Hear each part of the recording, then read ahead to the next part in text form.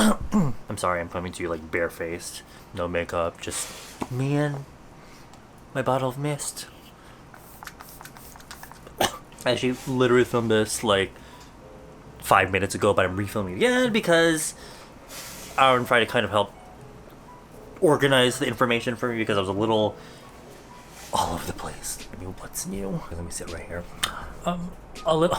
I'm like repeating the same thing that I'm saying, so I'm feeling a little weird right now. Just feeling a little bit. Well, at first I was feeling like confused and just like.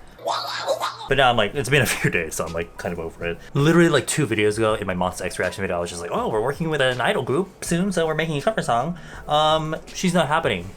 Not only that, but the other videos that we planned are not happening either. We have a friend that their job is very basically many connections. So, at first it was just like getting me tickets for like Monsta X, etc., etc. But then, they know that I do YouTube, so, they're trying to get me connections to work with idol groups because our friend is very well connected.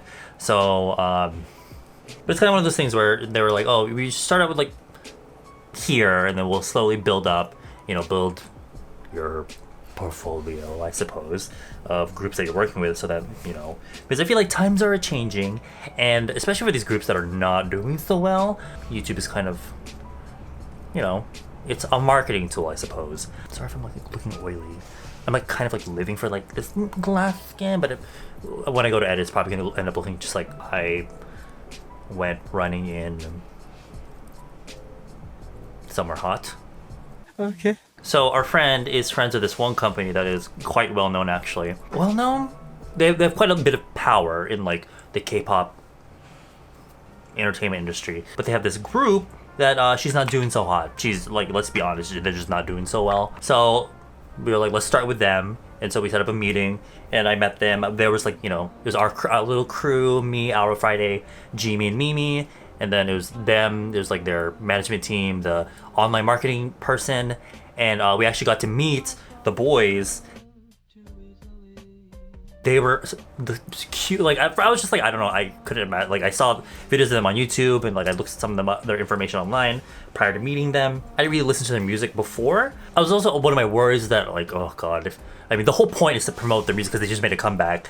But I feel like if I don't really care for the music, it's gonna be like the dynamics could be really weird, but I actually really enjoy their music because it's like my style of music. So we actually met them at the meeting and they were super nice, and it kind of made me happy and a little bit more excited because for me, because the kind of regular format of working with idols is like you sit down, you do an interview with them, do some fun like little things, and that's fun and all, but I feel like it's kind of boring to me, at least. I feel like that doesn't necessarily make people interested in the group, especially if it's something like, oh, interviewing so and so. I feel like only people that already are interested in the group would click on that sort of video. So even with my thing with VAV at the beginning, I didn't even put their name in the title to begin with. I put it in later, but at the beginning I didn't put it in there because I wanted it to be a very generic sort of video where like I guess anyone can click on it. That was like my plan with this group. I wanted to make, also if you were to do a video with all of them, I feel like it's just too much, and so you can't really focus on the people, and so you'll have like some people talking more than others. So I wanted to do it where there's several videos, 5 I guess, that we can focus more on each member. I was gonna do some sort of makeup one, some style fashion one, fun. They're all gonna be fun in general, but there's gonna be some, other sort of challenge sort of video. I don't know.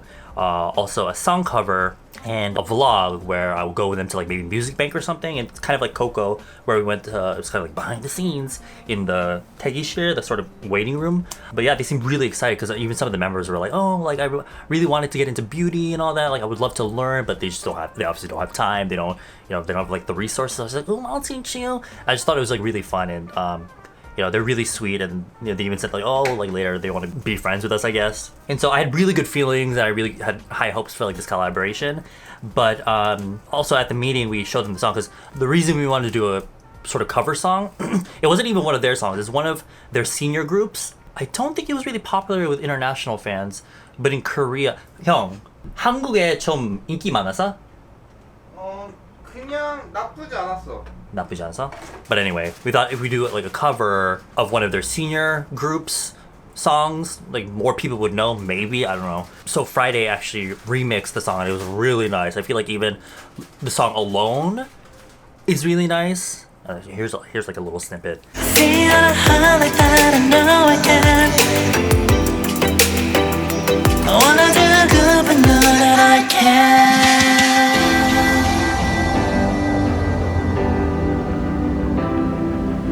The guys seemed like they were really into it. We were gonna have all of them. The rapper was gonna rap on it. He was gonna write his own rap, and then the other people, we would divide the song up, and they would sing it like the original lyrics and all that. And I think the main dancer, the video would have done for it, the dancer would have done like sort of this freestyle dance to it. So I was just like, you know, I was feeling really good about the collaboration. One thing I want to make sure everyone knows is that even if they collab with me, I don't expect them to like pop. I'm not like Park Hill, you know, the guy that fan cammed Honey from EXID and like they blew up. That's not me. I can make fun videos and all that, but whether or not they gain some sort of following, you know, some fans from my video, I have no idea. It's up to people in general whether they're interested in following the group or not. And I wasn't even getting paid for these 5 videos. I just, you know, from my perspective, it's kind of like at least I have content, and you know, I have a chance to sort of show this group to people. It's sort of a win-win, I feel like. But so we had the meeting. Everything was great. My Monsta X reaction thing, that day we recorded my part of the song. It was just a few lines, and then on like the day of the party, my birthday party, which I vlogged in the morning, she was not in a very good mood. I have no idea why, but it wasn't until later on I found out, because he didn't want to like upset me on the day of me and Mimi's birthday party. Our birthday party, because our birthdays are like sort of similar. Scared me. Ooh, Aura makes really. Aura makes really fucking good ramen. And I mean, it's just ramen. You like boil water, but like the way he makes it, it's just... Our birthdays were similar, so we decided to have like a joint birthday party. In the morning, Friday and Aura found out that the collabs were just not gonna happen, and so they were upset, but they didn't want to like ruin everything, like ruin the mood of like the party. So, you know, he told me later. So yeah, that's pretty much it. It's not happening. But I had nothing to upload, so I thought, well, why not talk about it? Now, what I heard and what our friend was saying was basically the main groups that we need to think about. We have the management team that we met, and the CEO. There's the CEO of the company, obviously. And then there's the A&R team and the writer. Everyone heard the song, the cover song, whatever. The CEO and the management team and the boys, obviously, they were into it. Oh, it's not bad. But then the A&R team and the writer, they have a writer. You might, maybe if you're the type of K-pop fan that like looks at who writes music, you might know who they are. I would say that they've written many K-pop songs, and not just this group. He writes all of this group's music, but he also writes music for a lot of other groups. But I guess he never had like a #1 hit, I suppose. I'm not sure, to be honest. They heard it, and I guess they also thought that it wasn't that bad. However, this is where the issues begin. In a way, how do you explain it? So the A&R team, they're basically the team that kind of like chooses the music that the group. I guess every company has an A&R team.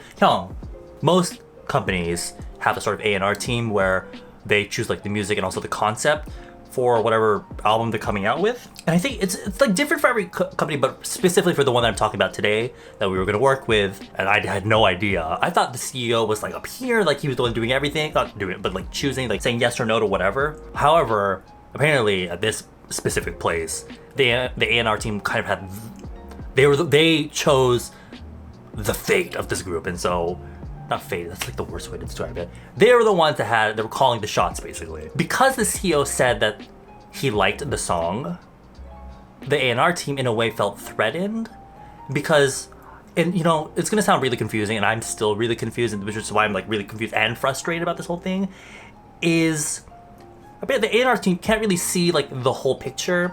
The group needs to do well, obviously. They're spending all this money on the group, promotions, training, all that.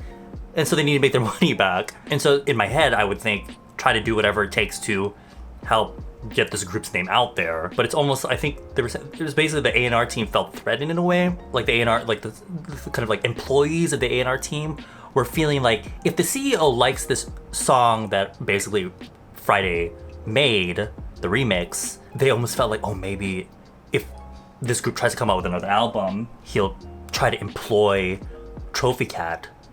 And so it's almost like the A&R team sort of loses a bit of power in a way because they don't get to call the shot for that. And so they feel like their sort of hold on the group is kind of like, again, am I saying that this group is gonna like pop off if I had collabed with them? No, but the video had done well at least. Wouldn't that be a good thing? But to the A&R team, this is like not a good thing. It's almost like if the group were to do well, it would be because of the A&R's choices, if that makes sense. Like if this group starts to gain popularity, the A&R team wants it to be because of the choices that they made, the music that they made, etc., because the A&R team and the writer are like this, like they're working together, right? The kind of like messed up thing to me is that the A&R team told our friend about like, you know, isn't Aura in Trophy Cat? It's no secret that Aura, she has quite a history with risque music, and he doesn't mind, but you know, these companies would bring up that sort of thing. And so our friend was just like, well, it's not like he's even on the song. He's kind of just writing, he helped write the song, he's not on it. So they're just like, oh, I guess. They just like wanted to call up the thing because they're like, oh, they can do whatever they want, just not the song. But then our friend got pissed because it was like, I'm basically, you know, this is our friends' work, not mine. Because Korea is very give and take, right? You do one, you scratch my back, I scratch yours. I'm giving them all these videos and free promotion on my channel, but at least do something for like our side, I guess, which I suppose would be sing on the remix and also show up, you know, do the sort of like freestyle choreography from the dance or whatever. But I guess they're just not into that idea. Like, oh no, anything but that. So from like our friend's perspective, if we had just gone through, it would have been this sort of like, oh, please work with us, idol group. And again, our friend's words, not mine. They're kind of like, Edward's like more famous than this group. We're basically doing you a favor. I really hope I'm not coming off like I'm being cocky or anything, but especially when I met them, I really wanted to help out these guys. You know, even if it's just getting a few fans, at least there would have been at least some fun content, I guess. Because like this group is just not. She's like, I think this group has more Korean fans, if anything. But in general, they just look really.